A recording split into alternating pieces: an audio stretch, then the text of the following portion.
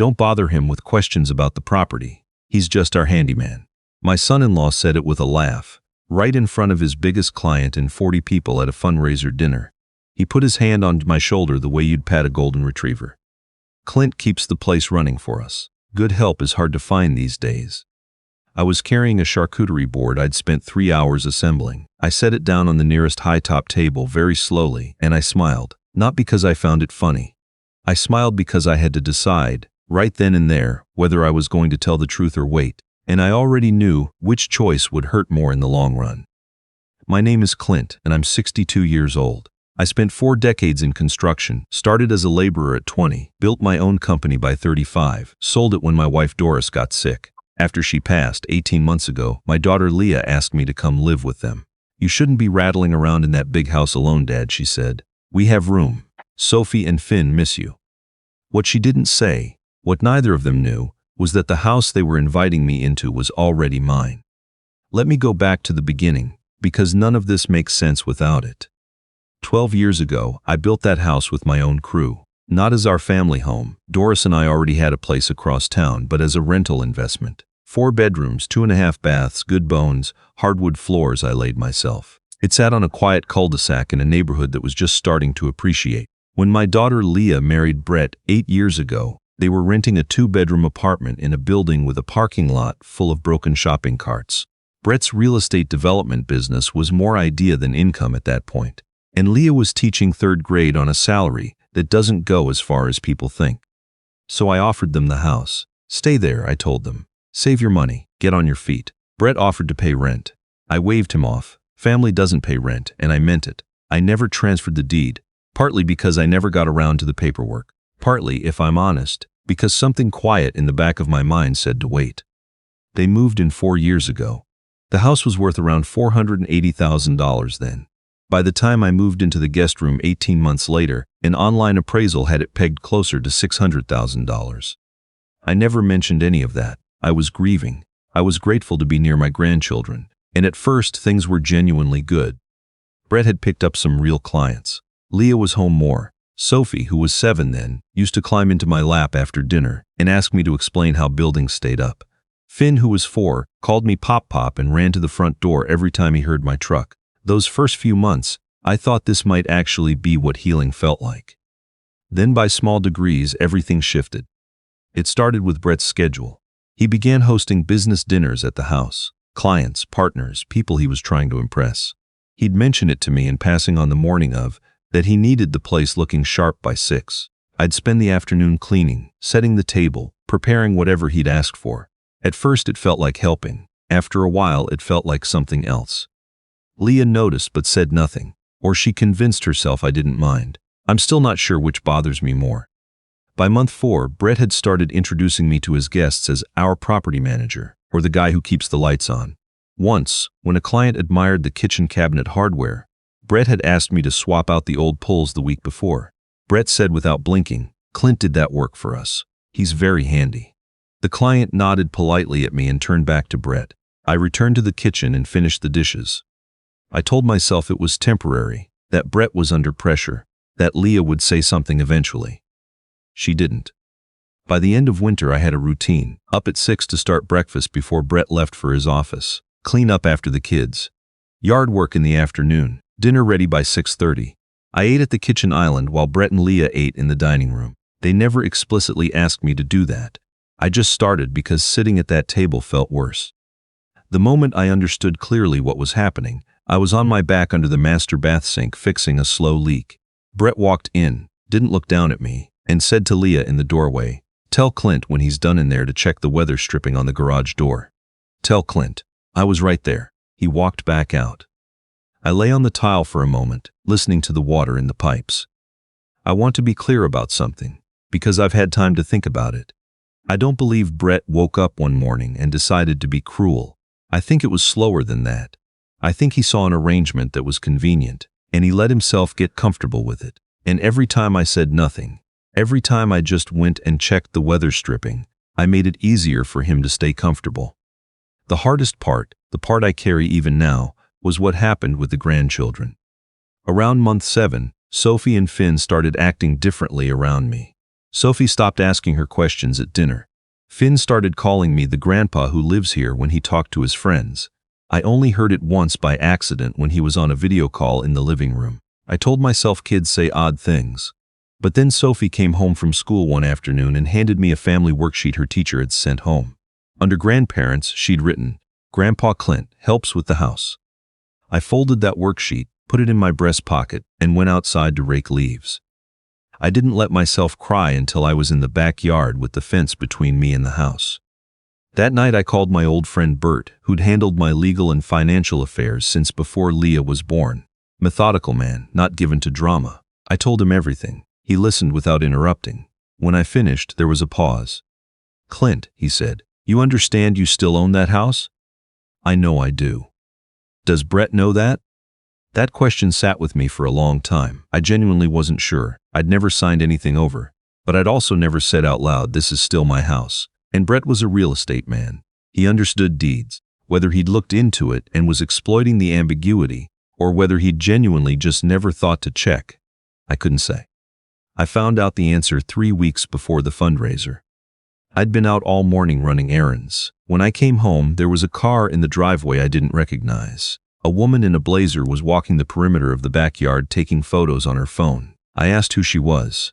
She said she was from a title company doing a property assessment, that my son-in-law had requested it. I went inside and called Bert. "He's trying to refinance," Bert said, "or leverage the equity for a deal. Clint, he's structuring financing on a property he doesn't own. Whatever his intent, that is a serious problem. Does he know the deed is still mine?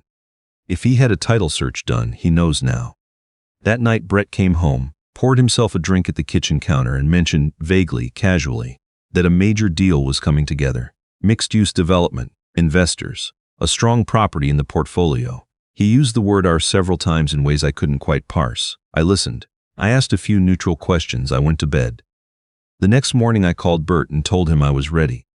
We spent the better part of a week pulling together documents. The deed in my name only, always had been.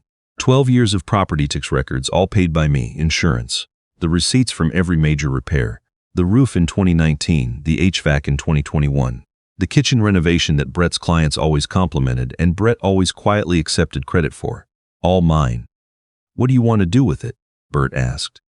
"I want him to understand what he almost did," I said, "and I want Leah to understand what's been happening to her father in her house.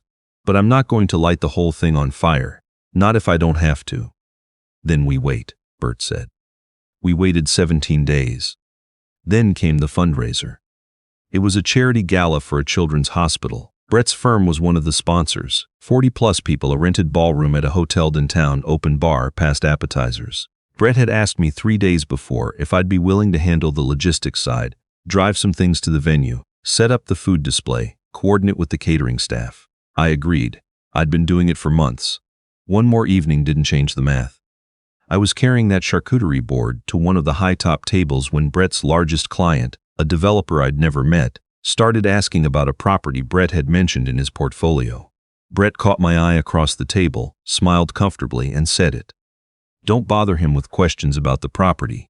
He's just our handyman. Clint keeps the place running for us. Good help is hard to find these days." He said it warmly, the way you'd say something kind about a reliable appliance. His client laughed politely. A few people nearby glanced over at me. I set the board down. Brett was already turning back to his client, one hand gesturing broadly. "Actually," I said, "I might be able to answer your question." Brett turned. His expression didn't collapse, but something behind his eyes adjusted fast. "Clint, you don't need to." "The lot is .31 acres, I said, looking directly at his client. "House is 2,840 square feet above grade, built in 2013. 4 bedrooms, 2.5 baths, original hardwood on the main floor. I updated the kitchen myself in 2021. Property last appraised at $597,000. I paused for just a moment. I know the numbers, because I've owned it for 12 years. The cluster of people around that high top went quiet. Brett's client looked at Brett. Brett looked at me.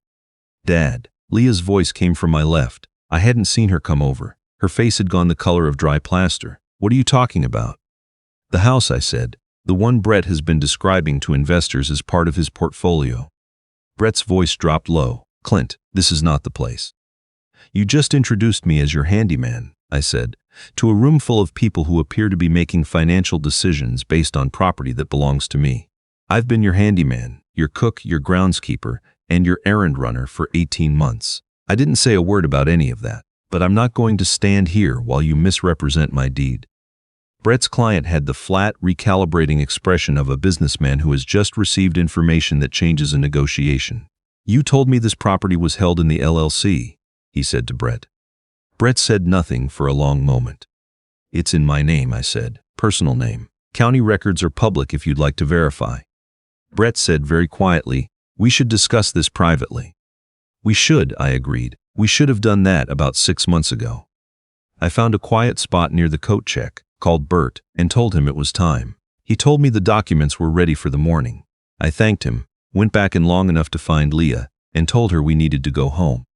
She rode with me. Brett followed in his own car. The three of us sat in the living room of the house I had built, and I laid the papers on the coffee table. The deed, the tax statements, the insurance history, the repair receipts going back to 2013. Brett went through them slowly. He was a real estate man. He understood every page. When he set them down, he didn't speak for a long moment. I knew the title search came back in your name, he said finally. I thought it was a filing error. I was going to talk to you about it. When? I asked. He didn't answer that. Brett, I said, I've cooked your meals. I've cleaned your house. I've fixed your plumbing, your flashing, your garage door, and your garbage disposal. I've driven the kids to school when you had early meetings. I've been introduced to your clients as the hired help. I stayed quiet because I love my daughter, and I love those grandchildren. But I am done pretending you were going to mention the title search. Leah had her hand pressed over her mouth. Here is what happens going forward, I said. I own this house. You have been living in it as my guests. That has always been the arrangement, stated or not. There will be no refinancing, no equity pull, no inclusion in any portfolio or LLC without my signature. My attorney will follow up in writing. Brett's client, I found out later, had already made a phone call from the parking lot of that hotel. The deal Brett had been assembling quietly collapsed within the week. I didn't cause that. The truth did. Brett moved out 6 weeks later, not because I told him to. Leah asked him to after conversations I wasn't part of. I think she needed to do that herself, and I respected that she did. What I know is what the weeks after looked like, from where I was standing. Sophie came to find me one evening while I was in the garage sorting my tools. She stood in the doorway with her backpack still on. She'd just gotten off the bus, and she watched me for a moment the way kids watch adults when they're trying to figure out if something is safe. Pop, she said, are you going to leave too? I set down the wrench I was holding and turned around. No, I said, I live here. She crossed the garage and hugged me around the middle, so hard I had to take a step back to keep my balance. Finn came tearing around the corner from the backyard 30 seconds later. He'd heard my voice and launched himself at my legs. Those 2 kids. That's what this was really about when I'm honest with myself. Not the property value, not the legal exposure, not even the fundraiser, though that was what finally made me act. It was the worksheet Sophie brought home from school. Grandpa Clint helps with the house that I couldn't put back once I'd read it.